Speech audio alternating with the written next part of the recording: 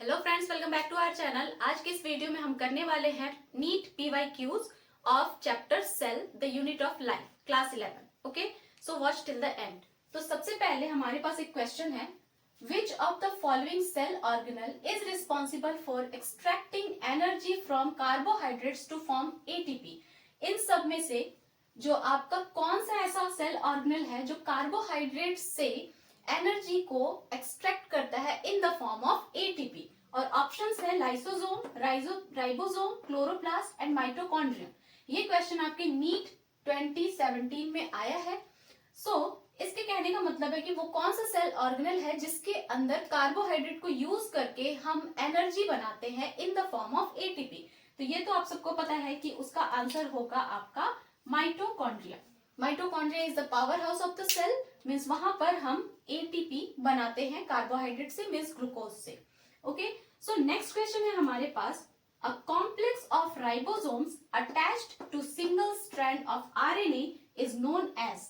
Okay, so ये question NEET 2016 में आया है और इस क्वेश्चन के कहने का मतलब है कि हमारे पास एक सिंगल स्ट्रैंड ऑफ RNA है और इसके साथ बहुत सारे राइबोसोम्स अटैच्ड है, अ कॉम्प्लेक्स ऑफ राइबोसोम्स। तो इस स्ट्रक्चर को हम क्या कहते हैं? अब आप सोचो कि इस स्ट्रक्चर को हम क्या कहते हैं। सेल में ये चैप्टर में आपने इसको पढ़ा है कि अगर एक सिंगल यूनिट ऑफ RNA के साथ अगर बहुत सारे राइबोसोम्स जुड़े होते हैं तो उस स्ट्रक्चर को हम कहते हैं पॉलीसोम। Option B. ओके, इसके ऑप्शन है Okazaki fragments, polymer, polypeptide, polysome. तो ओकाजाकी फ्रैगमेंट तो आपके DNA रेप्लिकेशन में होते हैं। उसके बाद ये पॉलीमर तो अलग है। पॉलीपेप्टाइड ये प्रोटीन का जब बहुत सारे अमाइनो एसिड्स एक साथ जुड़ते हैं तो उसको हम कहते हैं पॉलीपेप्टाइड, और इस स्ट्रक्चर को हम कहते हैं पॉलीसोम। सो नेक्स्ट क्वेश्चन है हमारे पास, Golgi complex participate in. Golgi complex जो होता है हमारे सेल के अंदर, वो किस चीज में, इनमें से किस में पार्टिसिपेट करता है? ये क्वेश्चन नीट 2018 में आया था और इसके ऑप्शंस है respiration in bacteria, formation of secretory vesicles, fatty acid breakdown, activation of amino acid. इनमें से कौन सा काम जो होता है वो गोल्जी कॉम्प्लेक्स के थ्रू किया जाता है? तो गोल्जी कॉम्प्लेक्स का काम क्या होता है? उसका काम होता है कि किसी भी चीज, जो भी प्रोडक्ट सिंथेसाइज हो रहे हैं सेल के अंदर, उसका मॉडिफिकेशन करता है, पैकेजिंग करता है। पैकेजिंग एंड मॉडिफिकेशन का काम होता है और वो वेसिकल्स बनाता है। जैसे कि हमारा जो लाइसोसोम होता है वो भी गोल्जी कॉम्प्लेक्स से ही बनता है। तो इसका राइट आंसर हो जाएगा आपका फॉर्मेशन ऑफ सेक्रेटरी वेसिकल्स। ठीक है, जैसे लाइसोसोम है हमारा, तो लाइसोसोम गोल्जी कॉम्प्लेक्स के वेसिकल्स से बनता है और वो क्या करता है, एंजाइम सिक्रीट करता है जो कि पैथोजन को किल करने में हेल्प करता है और समटाइम्स वो अपने सेल को भी किल करता है। तो इसका ऑप्शन होगा option B, formation of secretory vesicles. Next question है, which of the following events does not occur in rough endoplasmic reticulum. ये क्वेश्चन नीट 2018 में आया था। इस क्वेश्चन के अकॉर्डिंग इसमें से कौन सा इवेंट है जो कि रफ एंडोप्लाज्मिक रेटिकुलम RER में नहीं होता है? ओके, इस नॉट पर ध्यान देना, नहीं होता है। फर्स्ट है cleavage of single peptide, protein glycosylation, protein का ग्लाइकोसाइलेशन रफ ER में होता है कि नहीं, या फिर प्रोटीन का फोल्डिंग वो रफ ER में होता है या नहीं, या ऑप्शन डी फॉस्फोलिपिड सिंथेसिस, या फॉस्फोलिपिड का सिंथेसिस RER में नहीं होता। तो नहीं, इसमें से कौन सा काम नहीं होता है RER में? तो आप देखो कि RER रफ एंडोप्लाज्मिक के ऊपर हमारे पास प्रेजेंट होते हैं राइबोसोम्स। ठीक है, हमारे पास ऐसे सेल में रफ एंडोप्लाज्मिक रेटिकुलम प्रेजेंट है और इनके ऊपर राइबोसोम्स लगे होते हैं और राइबोसोम्स को कहा जाता है प्रोटीन फैक्ट्री।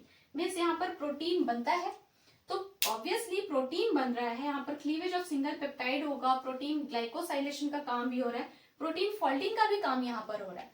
लेकिन ये जो फॉस्फोलिपिड सिंथेसिस है, ये फॉस्फोलिपिड का सिंथेसिस यहाँ पर नहीं होता, वो स्मूथ एंडोप्लाज्मिक रेटिकुलम में होता है, SER में। तो नहीं कौन सा काम हो रहा है? तो इसका ऑप्शन नंबर डी हो जाएगा, phospholipid synthesis. So next question है हमारे पास, the biosynthesis of ribosomal RNA occurs in. ये क्वेश्चन नीट 2020 में पूछा गया था और इसके ऑप्शंस है nucleolus, ribosomes, Golgi apparatus, microbodies. Means कि जो राइबोसोमल आरएनए होते हैं, राइबोसोम के अंदर राइबोसोम बनाने वाले भी आरएनए होते हैं, तो वो आरएनए कहाँ सिंथेसिस होते हैं, ठीक है। मीन्स हमारा राइबोसोम एक प्रोटीन है, अब राइबोसोम को बनाने के लिए भी आरएनए चाहिए, तो वो आरएनए जो राइबोसोमल आरएनए है वो कहाँ बनेगा, वो कहाँ सिंथेसिस होगा, सेल के किस पार्ट में। देख लो, राइबोसोम जो होता है, राइबोसोम तो खुद वो प्रोटीन को बना रहा है, ठीक है, लेकिन हमें राइबोसोम बनाने वाले आरएनए चाहिए, तो राइबोसोम तो प्रोटीन सिंथेसिस कर रहा है।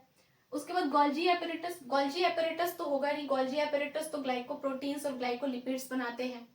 उसके बाद माइक्रोबॉडीज भी नहीं होंगे, तो ऑप्शन बचा ए, न्यूक्लियोलस। हमारे न्यूक्लियस के अंदर एक डेंस सा पार्ट होता है, ये हमारा न्यूक्लियस होता है, तो एक डेंस सा पार्ट होता है जो कि डीएनए का ही एक पार्ट होता है, ठीक है, ये डीएनए से ही बना होता है, मेम्ब्रेन लेस होता है, और यहीं पर सिंथेसिस होता है आपका राइबोसोमल आरएनए, जो कि आपका न्यूक्लियोलस। तो right answer is nucleolus. Okay, next question है हमारा, what is the important site of formation of glycoproteins and glycolipids in eukaryotic cell.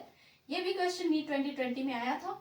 तो यूकैरियोटिक सेल के अंदर ग्लाइकोलिपिड्स एंड ग्लाइकोप्रोटीन्स कहाँ बनते हैं। ओके, सो परऑक्सीसोम, परऑक्सीसोम में नहीं होगा, Golgi bodies, polysome and endoplasmic reticulum. Endoplasmic reticulum के अंदर क्या बन रहा है, जो रफ इंडोप्लाज्मिक रेटिकुलम होता है वो वहां पर राइबोसोम्स प्रेजेंट होते हैं और वो प्रोटीन बनाते हैं, और जो स्मूथ इंडोप्लाज्मिक रेटिकुलम होता है वहां पर लिपिड्स और स्टेरॉइड हार्मोन का फॉर्मेशन होता है। उसके बाद आपके पॉलीसोम, तो ये मैंने बताया कि जो आपके एमआरएनए पर बहुत सारे राइबोसोम्स लगे होते हैं उस स्ट्रक्चर को कहते हैं, और ये आपके ग्लाइकोलिपिड्स नहीं बनाते। गोल्जी बॉडीज जो है ये क्या करता है, ये पैकेजिंग और मॉडिफिकेशन का काम करता है। तो जो लिपिड्स और प्रोटीन्स आपके बनते हैं RER एंड SER में, उनको ये पैकेज करता है, मॉडिफाइड करता है, और उस प्रोटीन और उस लिपिड को ग्लाइकोप्रोटीन एंड ग्लाइकोलिपिड्स में कन्वर्ट करता है। सो राइट आंसर इज बी। ये नहीं होगा, ये नहीं होगा, ये नहीं होगा, तो इसका राइट आंसर क्या है, इसका राइट आंसर है बी, गोल्जी बॉडीज। और एक क्वेश्चन है हमारे पास, what is the size of pleuropneumonia like organism which is PPLO। ये क्वेश्चन भी नीट 2020 में पूछा गया था, बट इसका आंसर आपको बताना है, so comment the answer in comment section, and मिलते हैं नेक्स्ट वीडियो में। Till then bye bye and take care.